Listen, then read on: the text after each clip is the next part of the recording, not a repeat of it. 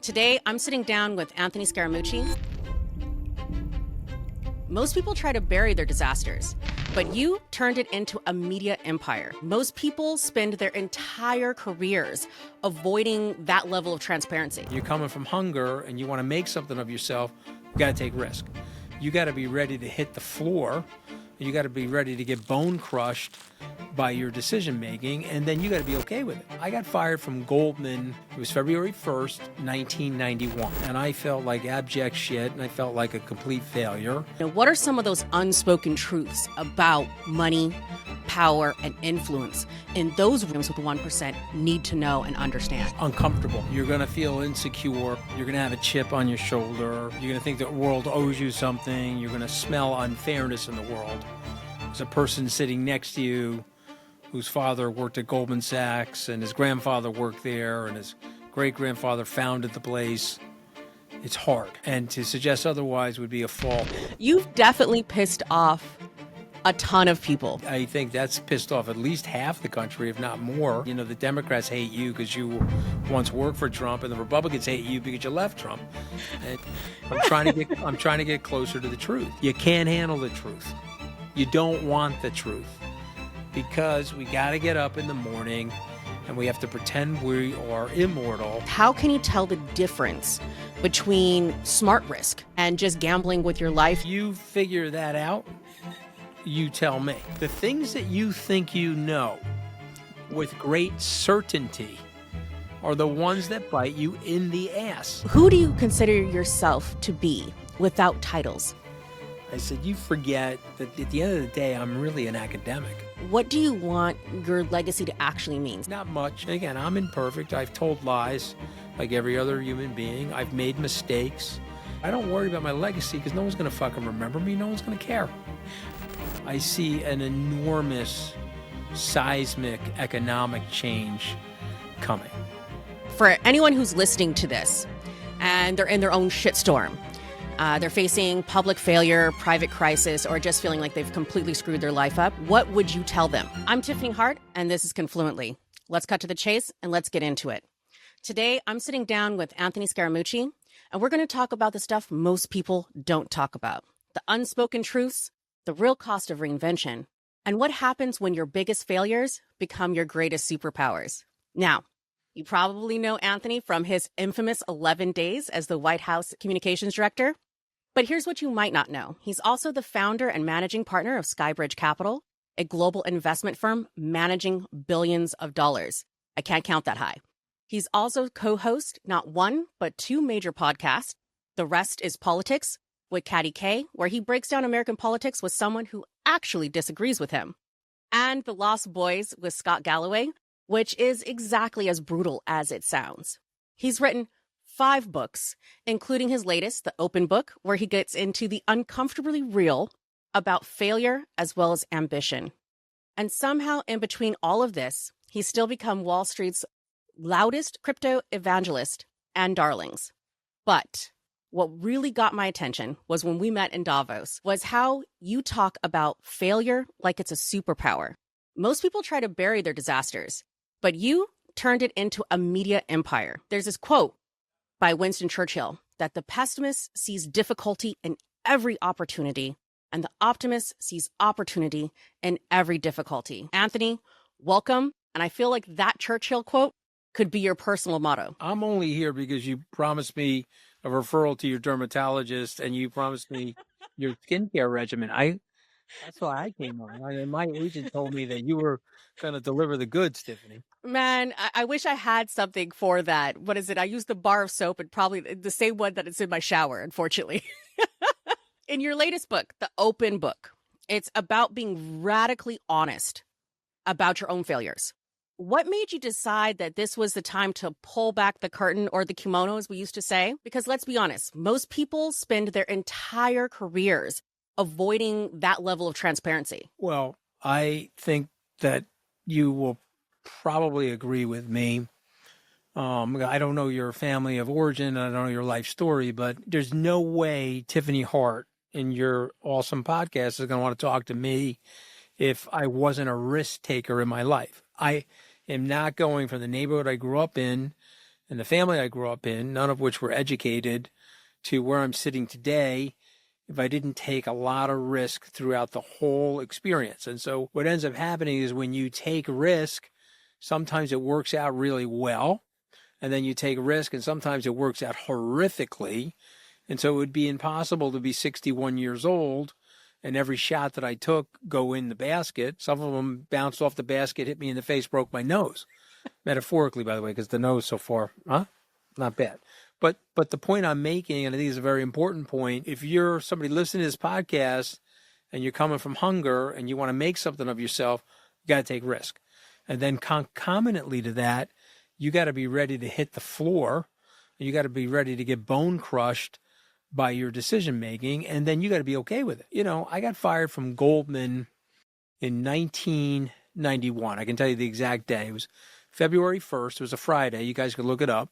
It was February 1st, 1991. It was a pre-St. Valentine's Day massacre for me.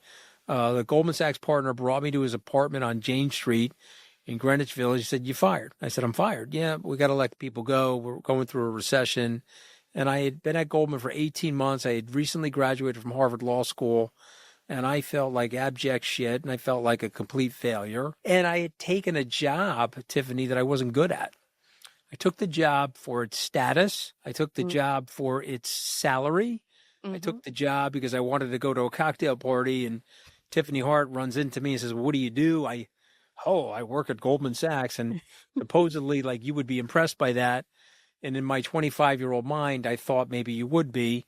In my 61-year-old mind, I'm like, you don't give a shit about that at all. You know, most people are worried about what they're doing, nothing about what you're doing. But that's how stupid I was. That's how immature I was. And so I failed terribly. And I got a new job. I was lucky enough. I got rehired at Goldman.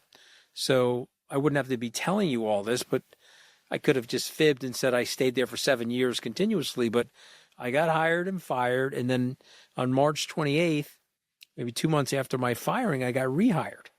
And I was back at Goldman. But I was in an area at Goldman that I was really good at. And I think that, so what do? Pretend you didn't get fired? Sweep it under the rug? You know, people do that because they're trying to comport themselves with an image that they're trying to convey to other people.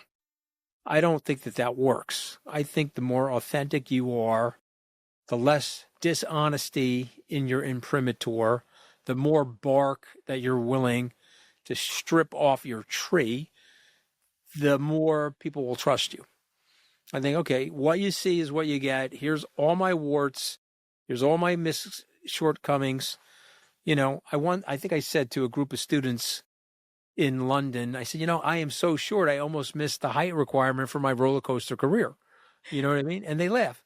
What are you going to do? I'm not, what am I going to do? You got to own your shit. All right. So, I'm probably ventilating too much to you, but the point is most people will hide it. They're insecure. They don't want to face the demons. They want to pretend something didn't happen. It's a natural thing to do. We do that all day. We have to get up in the morning. We have to live our lives like we're immortal, but we know down deep we're going to die. But there's a level of denialism that happens all day. That's why, what did Tennessee Williams, a great playwright, say about humans? We're mendacious. I don't think the animal world's mendacious. I don't think they lie to each other in the animal world. Do you? But no. We lie to each other because we are staring down our mortality. The animals are roaming around. I don't think they're thinking about their mortality. When they stop moving, that's it. And I think that's a big message to people. You're just like every other animal in this kingdom. Or in the immortal words of Mel Brooks, relax. None of us are getting out of here alive. So just take a chill and get your ass to work.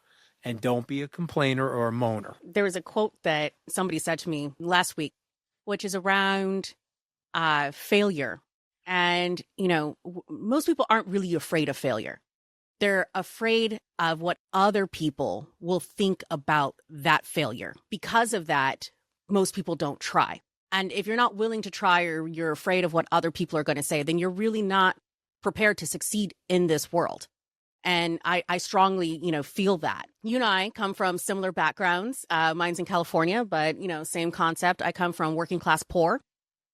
Um, and I think that there's a lot to be said about that. So, you, like you said, you've been in the boardrooms at Goldman Sachs, you've done the hedge fund strategy meetings, you've done White House, you've done Davos. I think one of the things that I would like to know for myself, as well as other people that have also been in our shoes or going to be in our shoes, what are some of those unspoken truths about money, power, and influence in those rooms that, like I said, the young people that are coming up from, working class, going into the rooms with the 1% need to know and understand? It's uncomfortable.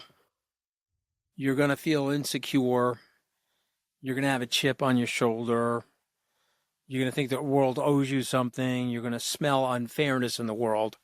There's a person sitting next to you whose father worked at Goldman Sachs and his grandfather worked there and his great-grandfather founded the place. And he was born on third base and he thought he hit a triple. And you're sitting there crawling your way to third base. And it's hard. And to suggest otherwise would be a false thing. You see, another thing I have found is that when I write or I write books or I talk to people, I try to relate to them in a very open, honest way, primarily for my children. And you say, well, what does he mean by that? Well, I think if your children can see your shortcomings, they can see your failures, they can see your risk-taking, you're now providing space for them to fail. I can't tell you, Tiffany, the number of billionaires I know, when they write their memoir, their career did this. Look at me, up and to the right in a perfectly straight line, 45-degree angle to the sky. Did you make any mistakes? No. Any bad decisions? None that I can think of. And you read these memoirs and you read these biographies, you're like, okay, this is a bunch of horseshit, but it also eclipses the children. It puts the children in a very weird box. And I think if children and friends and your personal relationship, wife, husband, spouse, boyfriend, girlfriend, whatever, they can see your vulnerability, you're more human. And if you're more human, it's easier for people to trust you. It's easier to feel some level of attachment. So it's hard. I started, and I've told this story before, so forgive me for repeating it here, but I started in 100% polyester. I had a $90 suit from a discount rack. I had a polyester shirt, and I had a poly tie. Okay, I looked like a Guido Undertaker from Brooklyn, and I was wearing like these Capezio shoes that had points on them. We used to call them cockroach killers. And I was fully flammable from wearing all the petroleum products. I was fully flammable for my first Goldman Sachs interview. Now, the person that interviewed me was a very nice person and said, look, we're going to give you a chance to come down to Goldman, but you can't be dressed like this. You're the worst dressed person that we ever met. And I looked at the guy. I was like, oh, wow. I thought I looked great. I don't know. I remember calling my mother. My mother was like, you look great. What the hell is this guy talking about? I'm like, Ma, I don't think I look great. I don't think poly is the right stuff for Goldman. So you're asking a really good question, but here's the messaging, though. You're going to feel uncomfortable. You're going to feel self-conscious. You're going to feel insecure. And then it's going to dawn on you, wait a minute, everyone's putting on their pants the same way. Everybody's got to use the restroom at some point in their life. Every day, for that matter. And all of a sudden, you realize the equality of all of it. And then you get that aspirational impulse and that drive. And I think that those are important things. So someone listening to your podcast who wants to create that aspiration for themselves, learn how to live with being uncomfortable. I really like that. And I think even in our conversation at Davos, I basically said, you're like, well, how do you handle it? And I said, well, it doesn't matter who you are. You can be the CEO of BlackRock or PayPal or whomever else it was that I was talking to that particular day, the president of Tanzania. It doesn't matter. I was like, they put on their pants the same way and they still take a dump.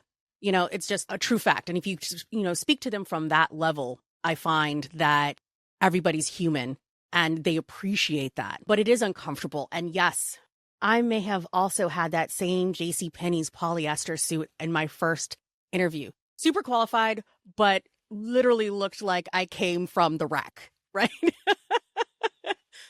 K&G was a place to shop, okay? Also thinking about that, how do deals really get done behind closed doors? Like you said, you came from the middle class, top 1%. What challenges did you face in that transition? And what surprised you about how it actually gets done, the sausage making? I would say I have yet to meet somebody that can split the atom, and I've yet to meet somebody that can land somebody on the moon. Now, maybe Elon Musk can do that, and maybe there are rocket scientists out there, but I think we intimidate ourselves by looking from across the way into something. Like when I got into Harvard, I was so wildly intimidated. I was like, ooh, it's Harvard, upper elite, the top 1% of the people, Harvard Law School, one of the best law schools in the country. Ooh, I was insecure. I was intimidated. And then you get there, and then you realize, wait a minute, everybody's putting their pants on the same way. I deserve to be here. And I think you have to get in your head, like somebody says, well, have you ever had imposter syndrome, or do you feel like an imposter? I think if you're being brutally honest, most people will feel some level of that in their lives.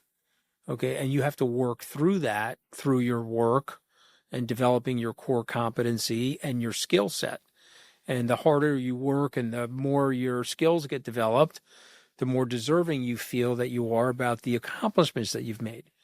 Now, I'm a Roman Catholic and I practice my religion, so I'm not an atheist or anything like that. So I do believe that some of this is luck. I didn't choose my eye color. I am now choosing my hair color, but there's a few things you can choose. Your color looks great, by the way. Thank my hairstylist. Yeah, but you know what I'm saying. I didn't pick my skin color. I didn't pick my family of origin. I didn't pick the location of my birth. I didn't pick my brain chemistry. And so a lot of what goes on in your life is fortuna. It's the fortune. It's the fate. It's what you do with it, of course. You definitely have to take what you've been given and work your hardest and do your best. But I think it's also important to recognize, and I think this is where the grounding wire kicks in, where you're like, okay, I'm very blessed to live in the United States, very blessed to live in the Northeast, grow up on Long Island, very blessed to go to a great public school system. So you build yourself, the self-talk should be, I'm making it. I'm just as good as anybody. I don't like telling people I'm better than people because I think we're all the same. We should be treating each other with respect and kindness. But I would say, look, I'm just as good as anybody and I deserve to be here. And if you say that to yourself, you'll get yourself comfortable with your surroundings, even if they're foreign or different. And I will tell you, this office that I'm in now, if I walked into this office at 25, I would have been intimidated and impressed with the office. I just would have, because I had never seen the inside of a commercial office building until I was like 22 years old. I remember thinking, oh, wow, Goldman is so beautifully decorated. It was carols and flat screens, I mean, there weren't that many flat screens. There was really more fat screens at that time because it was 36 years ago. But you know what I mean. And I would just say to people, get your arms around, you're going to make it. Get your arms around, you're going to be successful.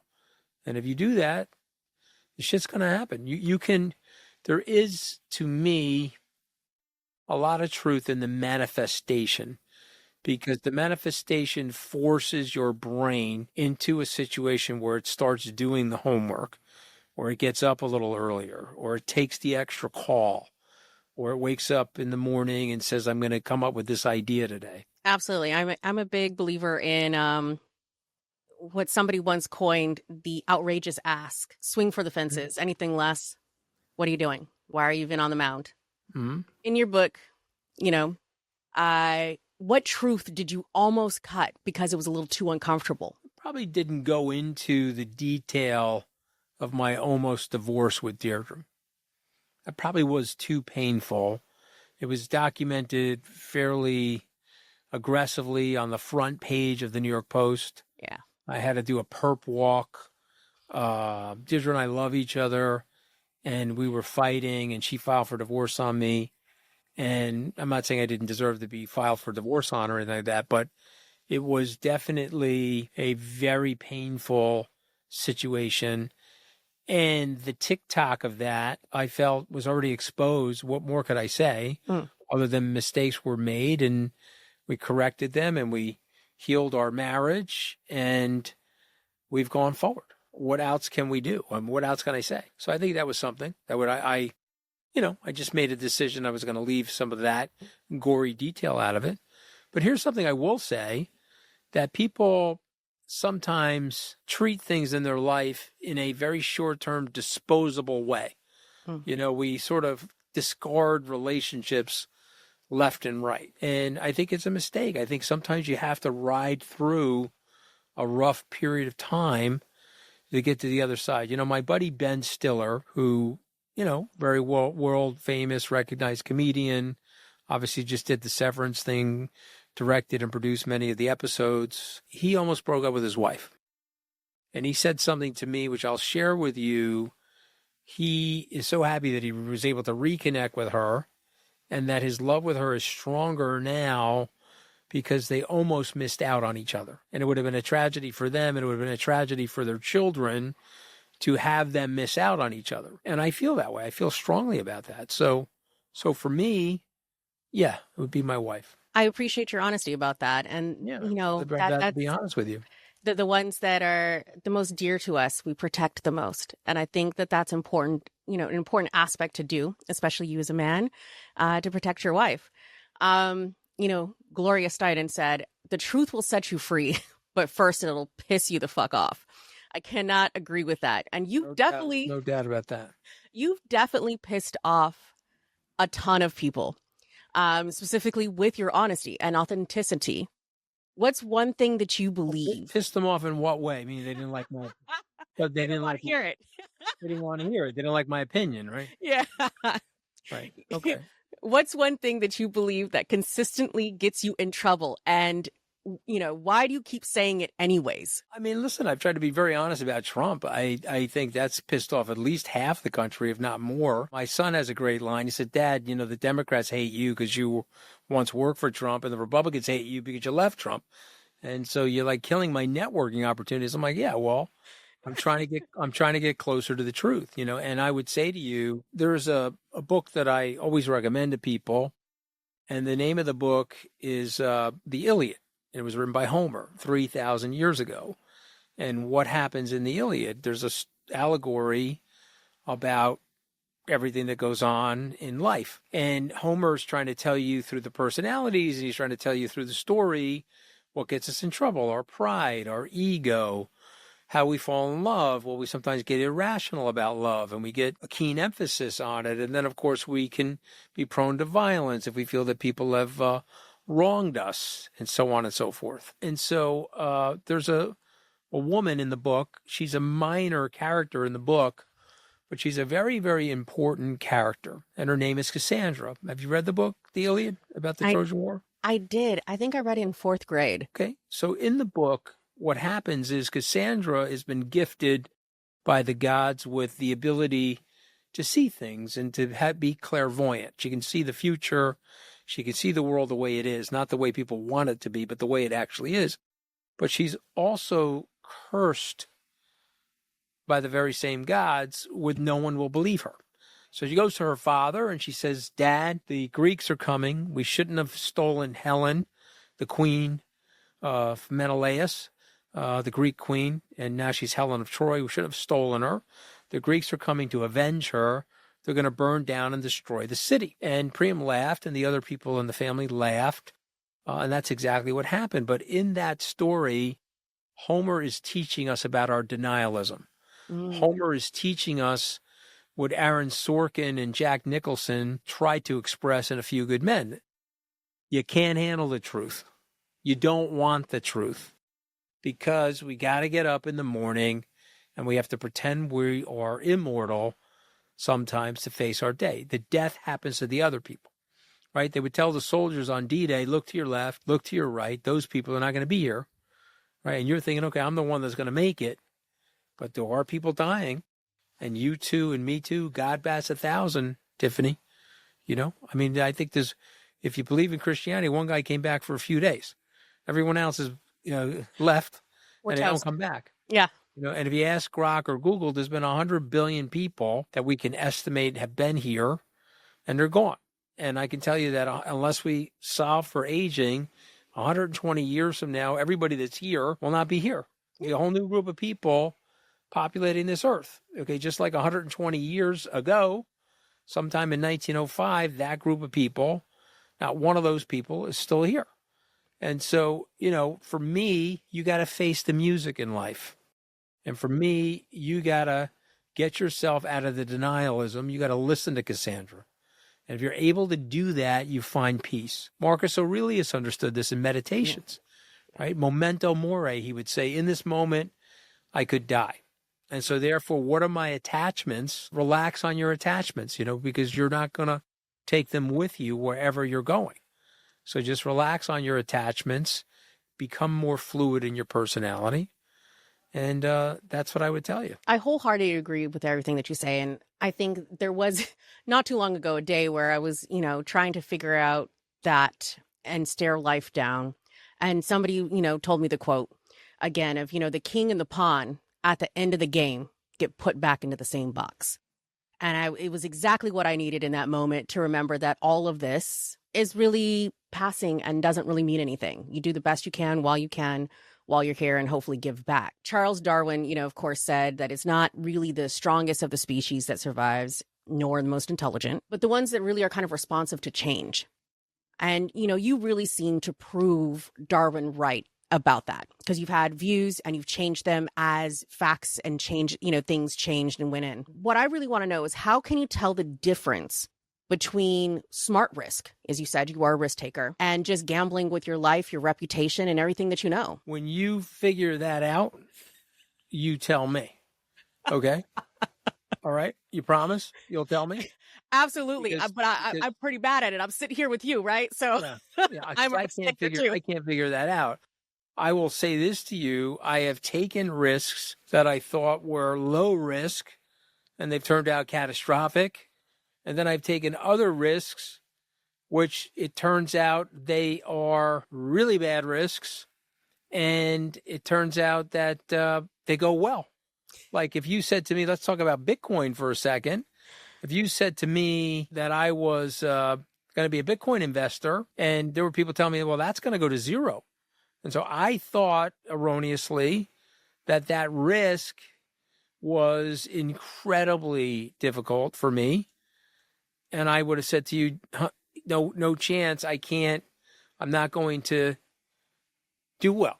Turned out to be the home run of my life, home run of my career.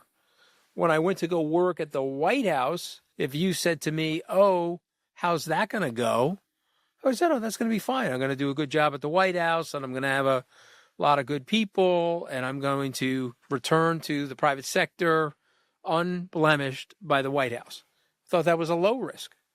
I got my ass destroyed. I got blown into Pennsylvania Avenue after 11 days, skinned alive, rolled in margarita salt, taken out on every late night comedy show, tabloided in the New York Post, ripped up by Bill Maher, Jimmy Fallon, Jimmy Kimmel. I mean, I had to read mean tweets on Jimmy Kimmel.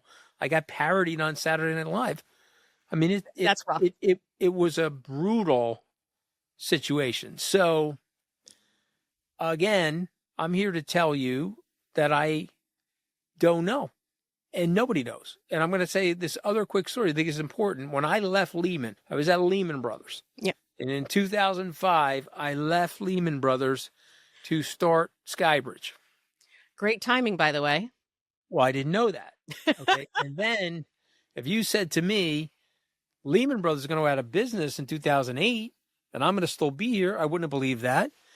And I also will tell you something. I tried to keep my stock. I asked Dick Fold and the management committee, could I please keep my stock? And they said, no, you're an MD. You're leaving for effectively a competitor, even though it was my own company, a very small company.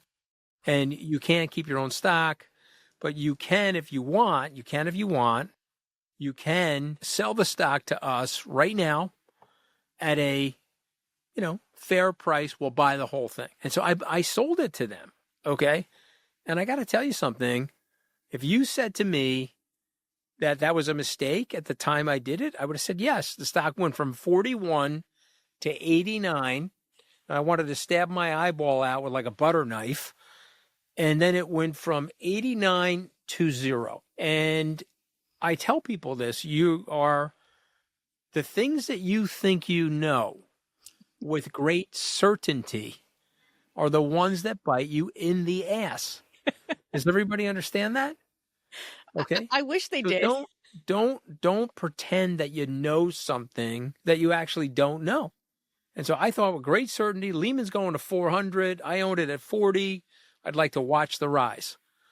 And it went to 0. I constantly, people ask me like, oh, some random question. And my answer is always like, well, I don't know what I don't know. So I can't answer with any certainty that this is the direction or the path or whatever. I mean, this is what I would do, but I don't know if it's the right one. It's like baking or farming, which I found out you do everything right.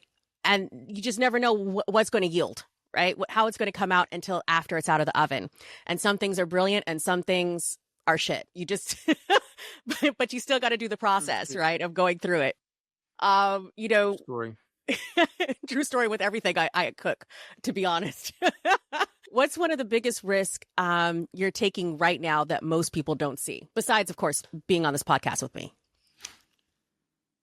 Well, I mean, I would say, again, you're asking really good questions. I want to be very thoughtful. I would say that for me, the biggest risk that I'm taking right now, which I don't see as a risk anymore, but other people see as still a very big risk, is I've almost moved this entire business, this company that I'm talking to you from, into crypto. And I've to the point where we have a equity position in a Solana ETF. We have almost 10 figures of Bitcoin. We own Solana, we own Ethereum, we own Polkadot, etc., Avalanche, and it's consequential. It is not diversified. And so if I'm wrong, like I was with the Lehman Brothers thing, it'll be quite painful. But, I've done my homework. I have a very strong belief in what I'm doing. And again, I might be completely wrong, and it will be very painful. But if I'm right, it's what Buffett said, put your eggs in one basket and watch the basket. Yep. Buffett once also said, if you think diversification is trading Michael Jordan for 5 scrubs and calling it diversification, or LeBron James, then you don't know what you're doing. If you have something that you think is the right thing, stay with it. And that is also true with a spouse, by the way. I could see that. True. I'm a risk taker, but I would say I'm a very boring investment person. Just like Warren Buffett, I'm like, find something that you love, that you can understand well, and then invest in that and go full bore on it. And yes, I also have crypto. And it's done well for me. It has done well for me. It's becoming mainstream now too, It's mainstreaming. Absolutely. But I think about it, I knew about it back when it was just, coins, tokens that were exchanged between gamers, because my oldest son was a gamer. And so I'm like, man, if he would have kept a hold of those things or continued mining coins, let me tell you, my background would be much different in this conversation. I think you've talked a lot about what you've done, and it's a juggling act. And I call bullshit on people who really make it look effortless, especially for women, that we hold on to a lot of these tokens of we have to have a perfect house. We have to be there for our kids. We also have to, work the job. And then we also have to look beautiful. And then we have to do all of these things. And, for me, I hire out, housekeeper, nanny, anything that's possible to offshore, I do, except for time with the kids. But everything else, if it can be, I do. But most people still have this, idea. You've been running Skybridge, hosting 2 podcasts, writing books, doing SALT conferences, still reading, and somehow your marriage still survived the divorce filing. How do you actually manage all of that? Mm-hmm. And when you couldn't, because there's times in everybody's lives that's just not possible, who helped you pick up those pieces? Well, I mean, definitely Deirdre, my wife, has been a person. I mean, even when we were divorced, we actually loved each other. I mean, the way we reconciled, I went back to her and said, come on, you love me and I love you. Whatever mistakes have been made, we got to figure out a way to forgive each other and move on so that we can stay together for ourselves and our kids. And we should try that before we complete this divorce. And so we ended the divorce proceedings. It's 8 years later. And I think both of our kids and the two of us have benefited from that. But I think she has provided a buffer, if you will, a landing ground for me, some level of security and comfort. And hopefully I've done the same for her. I would say I have a partner in this business who's been a friend of mine since law school.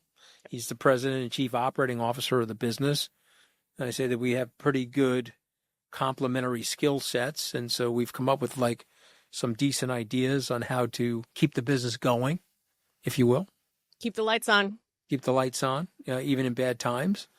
I've got other people in my family, cousins, my brother and sister. I'm Italian. So, we talk, we get dramatic, and it's like an Italian opera over here. I think you'd fit right in with my family because, I've had people come over and be like, why are you yelling at each other? Why is everybody so angry? And I'm like, we're not angry. This is how we talk. The person who speaks the loudest wins the argument. This is how it works. The squeaky wheel gets oiled at this house. If you're quiet, we will leave you places. I mean, I almost left a little boy with my oldest son in like a Blockbuster video to show how old I am. A Blockbuster video because he didn't say anything and I forgot he was in the car. Thinking about that, how did you decide what gets your attention when everything's on fire? What is your hierarchy list? Again, I don't want to be cliche, but I find the number one thing you have to do under extreme stress is sleep. And number one thing, over exercising and everything else, because if you sleep, you're detoxing the brain and you're giving the brain an opportunity to reset. It's almost like a Control-Alt-Delete on the computer to clear all the files out so the computer can run the RAM appropriately. And so when I'm under a lot of stress, I try to make an effort. A lot of people go the other way. They're like, holy shit, I'm under a lot of stress, and they don't sleep. But I think if you sleep, you'll come to better decisions. Abraham Lincoln once said, if I had 8 hours to chop down the tree, I would spend 6 of them sharpening my axe. I think it's such a great line. I think it's very instrumental in how you got to think. You got to prepare yourself for things. And so you got to be able to think clearly. But you're asking a question about overload or how do you do so many things. In a company like mine, you have to delegate. I can't do all the things that I'm doing. So therefore, I've got people running the portfolio that I oversee. I got people running my conference business that I oversee. I have some people working in the research department, help me put these books together. Can't do everything by myself. I have to do the podcast by myself, of course. I have to do the public speeches. I have to do your podcast by myself. But I do try to leverage the talent that's in the room, and I try to make sure that the people in the room are very well compensated for what they're doing. I love that philosophy, and I think that is incredibly important, and I think it's lost somewhat some days. Hitting on that, you call yourself really a book nerd. I would love, besides the Iliad, what are you reading right now, and what books have really helped you shape your decision-making, both in business and in life? I would say that most of the World War II books that I've read about people like Eisenhower or Roosevelt or people like Harry Truman have deeply impacted my decision-making. There's a great book called The Power Broker by Robert Caro about the life of Robert Moses, and I think that's impacted my decision-making because you're studying the way these people make their decisions and their deliberation. And I think I've tried to use their different lives as examples of what to do, and frankly, maybe in the case of Robert Moses, and what not to do. But I would also say that what I'm reading right now, Zbigniew Brzezinski, Mika Brzezinski's father, was the national security advisor for Jimmy Carter. And he was a Polish refugee. And Edward Luce, who is the American U.S. Affairs correspondent for the Financial Times, just wrote an incredible biography of his life. And there's a lot of mentions of Jimmy Carter, a lot of mentions of Cyrus Vance's father, Cyrus Vance the First, if you will. And it's a great story, but it's also a great story about decision-making and a great story about leadership and how you have to think about life. And, you know this already because I listen to your stuff. It really does come down to character.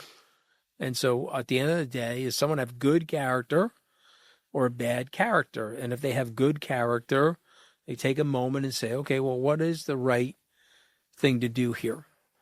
And whatever the right thing to do, I'm going to do. I think about the fact that it really came down to one guy's decision on that submarine, the Russian submarine, to not launch a nuclear attack on the United States. He was, this guy who was just like, nah.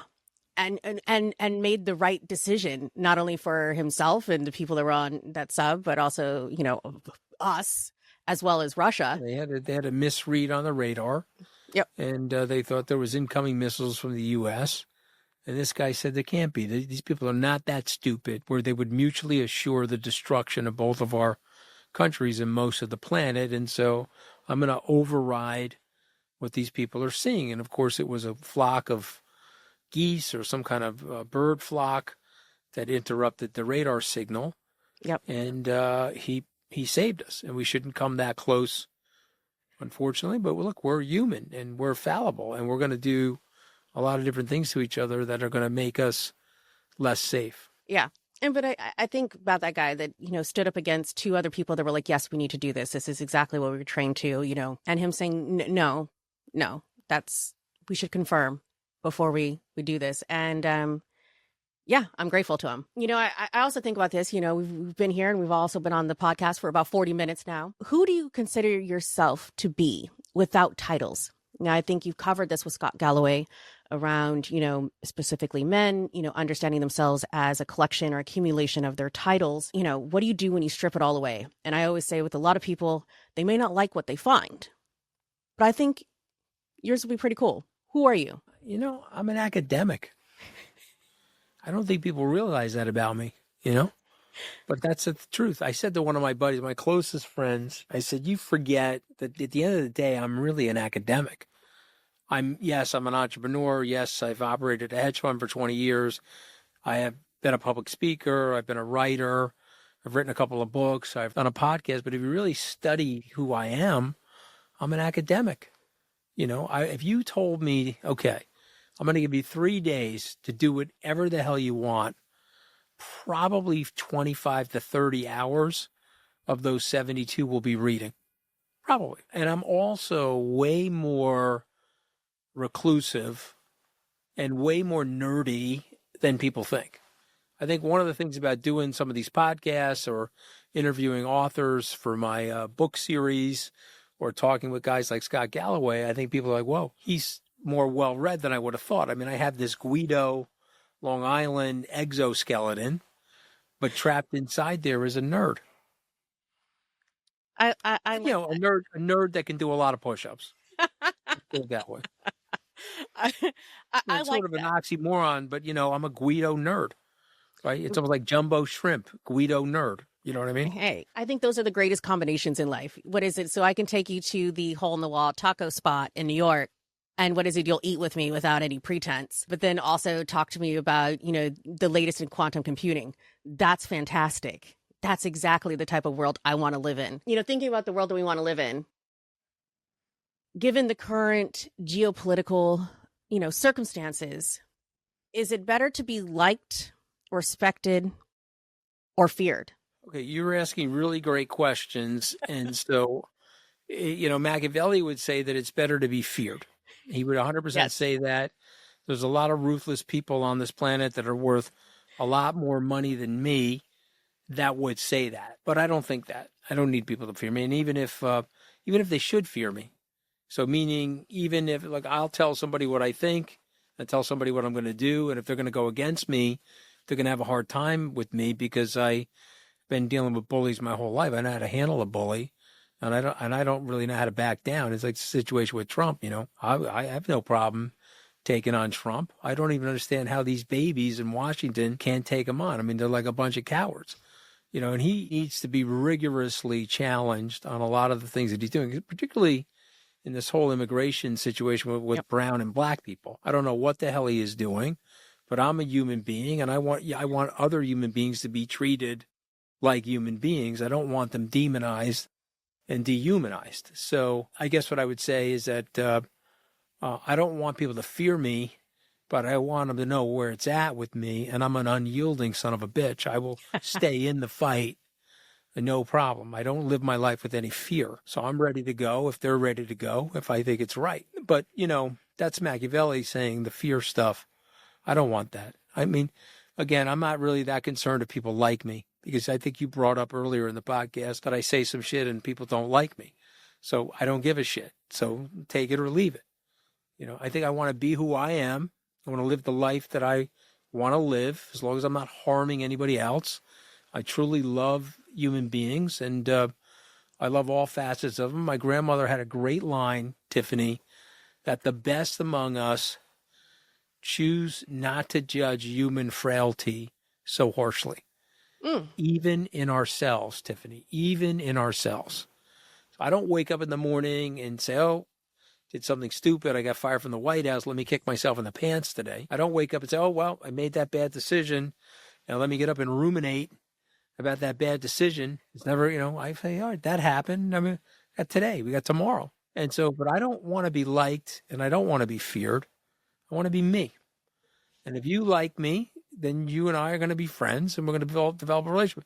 And if you don't like me, you're fucking lost. That's how I feel about it. I love that. And I think ultimately, over the long term, you can't be anything other than yourself, right? Well, right, exactly. And so why even try? Why put that much effort into it? If I gave a shit about what people thought of me, I'd be, oh, better not say that, or I better say this. Fuck that. I can't agree more. I tried. I did do it for a while, the uncomfortableness of trying to fit in. And yeah, that didn't last very long. Thinking about that type of stuff, what do you want your legacy to actually mean? So you're thinking about your kids, you're thinking about your grandkids, your great grandkids. They see your picture on the wall, thanks for the house and the trust fund. But, what do you want them to say about you? Not much. Because it doesn't matter.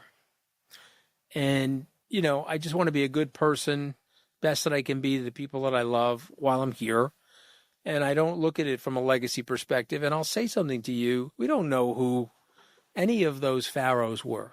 10,000 years later, 8,000 years later, we know King Tut, who was a minor princeling, because we discovered his tomb barely untouched in the 1920s. Other than him, there were big prodigious figures. There were big leaders. We don't remember people. Shakespeare really propped up Julius Caesar. He made him super famous. We probably would have known who he was, but we know him really through Shakespeare. Jackie Onassis made the Mona Lisa famous. She asked for it to be brought to Washington to put on display in the National Portrait Gallery, and it became more famous. It's the most famous painting in the world now. But people, listen, very few people get remembered. I tell people, if you take a time period from, like, say, 1850 to 2350, and it's 10,000 years from now, which is a blink in the eye by the standards of the universe. Right. It's 10,000 years from now. Nobody's going to remember Donald Trump. Nobody's going to remember Barack Obama. They're not even going to give a shit. It could be one person that people remember. It's not even Abe Lincoln. It'll be Neil Armstrong. It'll be the first person to walk on the moon. Will be the only person that is remembered. And so from a legacy perspective, I don't think much about my legacy because it doesn't necessarily even influence my decision making. Your decision making should be based on what is the right thing to do. Is it in your character to do the right thing, and then go ahead and do it? And again, I'm imperfect. I've told lies like every other human being. I've made mistakes. I almost got my ass divorced for a second time. I was divorced once. That sucked. I didn't want to get divorced again. And I love my wife, but I made mistakes. I've done stupid shit. So I'm not sitting here with any level of self-righteousness or any level of pedantry where I'm trying to lecture somebody or something like that. I'm just trying to be observant. But I don't worry about my legacy because no one's going to fucking remember me. No one's going to care. I think you're the first person on here, specifically, those that are a little older in life that aren't concerned with their legacy. Are you saying I'm a little older? Well, I mean, I don't think you really think about legacy at like 35. I think you think about getting laid. But oh, you don't think 60-year-olds think about that? I mean, I'm not going to say I don't. Okay. And cannot confirm nor deny. When It's you, funny. You laugh at your own jokes, by the way. That's I another funny thing do. about you. You're like your own Ed McMahon. Remember Johnny Carson, Ed McMahon just sitting Yes. next to him? Ho, ho, ho, Johnny. You're laughing at your own jokes. What's wrong with that? Life's too short. You got to laugh. That's why I don't need Botox. It's the laughter. You got to come with your own personal laugh track. I like it. Absolutely. Absolutely. Flipping it on the head when you're looking forward. What do you actually see coming? And what would you change if you could? What do I see coming and what would I change? Sorry, I have out of the box questions. Yeah, I hope you don't mind. I got to take a second because I want to be thoughtful. So I think you mean this from a political perspective, a market perspective, or what? Economic perspective? I think the one that's on the top of mind for you, so I'm going to let you answer that. Yeah. Well, what's on top of mind for me is, and I want to be here for it, I see an enormous seismic economic change coming. And I think a big one, like as big as the automobile and the airplane in the 20th century. I think this world of robotics that we're about to head into, and I think the world of biotechnology, the world of AI, I think it's going to be incredibly transformative. And I think it's going to be generally good. I see in my lifetime, and probably in the next 10 years, if God willing, I'm willing to live to a normal life expectancy, there'll be a 4-day work week in the United States. And so jobs will change. There'll be more leisure activity, maybe more hotels and things like that, but there's going to be a seismic change in the way we produce goods and services and the way we interact with each other. And I think it's going to be generally positive. I'm very optimistic about it. Yeah, I talked on one of my podcasts about what comes after the service and the intellectual economy and what does that look like. And, in my personal beliefs are it's going to really be as we, like you said, we have more leisure time, that it's going to be about this connection with other human beings and other individuals in person, having experiences and allowing us to think, I would hope, about other things than just survival. Well said. Yeah. I mean, I hope that's my thought process. And that would be the positive outcome. Is there, some negative consequences? Yeah. I mean, Industrial Revolution didn't come without pollution and death and, child labor. But overall, it was a good thing to move the world forward as it basically eliminated, starvation within the, industrialized countries. Here's a question that I've been thinking about. You have the partnerships with Caddy K. You have the one with Scott Galloway. These are people that have very different, worldviews in and of themselves, and sometimes even from yourself. I really like to know, have we as a society lost the art of productive conflict and intellectual debates and disagreements? Yes, of course we have. We've, this is something I do where, like, you talk about the AI piece of this, like, so the way we interact now with each other as a result of social media is way more coarse. It's way more aggressive. It's way more tribal, and it's painful. There's no civility to it. And that's coming from social media, because what we find in our anonymity, we can be aggressive with each other, we can be bullying, and we can be rude. And so those things are sad for me, because it shows a streak in human nature that isn't our best streak. It's like we have the better angels in our personality, but we also have the better demons, and that shows the latter, not the former. So that's a big issue. And I worry about this with AI, because I think AI, when we interact with AI, the program is interacting with us. It sounds almost human. It'll sound more and more human over the years. And I'm just wondering if the AI itself, in terms of its syntax and its communication, will also affect the way we interact with each other. My guess is it will. Absolutely. We don't have to wonder about that. We've seen where AI has gone off the rails. It's dependent upon the inputs that you put in. And unfortunately, people talk to their Alexa or Google in not the best manners because they're not human, right? And so we think it doesn't hurt. But it hurts us ultimately, because that's the data endpoints that they're going to get. And, then there's the other part of the cannibalization. So content is created by AI, and then it's also consumed back by AI.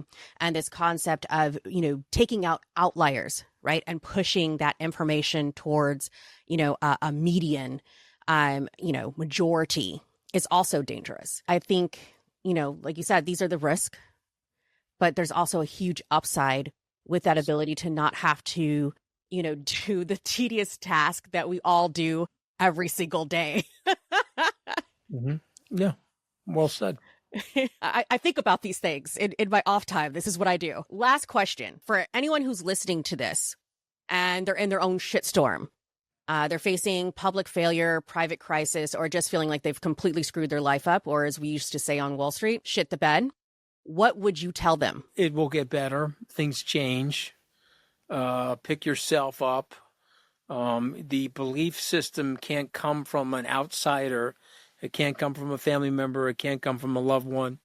That stuff is helpful, but the belief system has to come from yourself.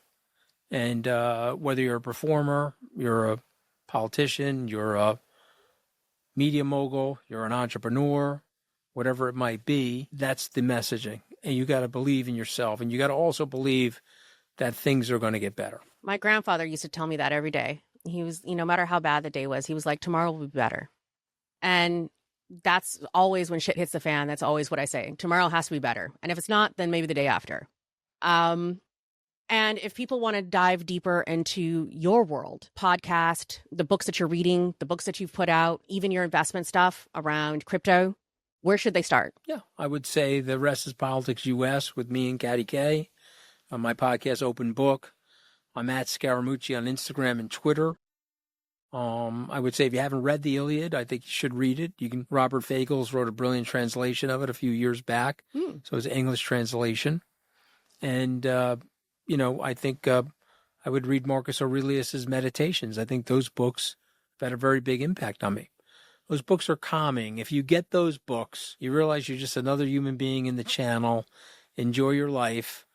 Or as I pointed out, what Mel Brooks said, relax. None of us are getting out of here alive, Tiffany. So you take a chill, enjoy your life, and don't let the things that are really minor get you down. If you're not having a health problem, which is obviously, the biggest things that we have to deal with, and it's not a loved one that has a health problem. If you've been set back at work or been fired from a job or something like that, relax. You'll get over it. You'll figure it out. There's a Chinese philosopher that said, if you don't have a health problem, you have a million problems. If you have a health problem, you only have one. And I think that's, honestly true. Anthony, thank you. This has been exactly what I hope for.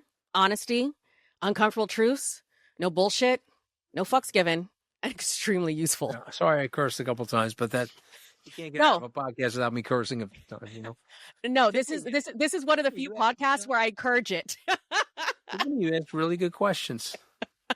From a different spot. If this conversation hits you differently than most podcasts, which I hope it did, subscribe, tell somebody about it, and remember, your failures aren't the end of your story. Sometimes they're just the beginning of a better one. I'm Tiffany. Thanks for listening, and I'm the fuck out.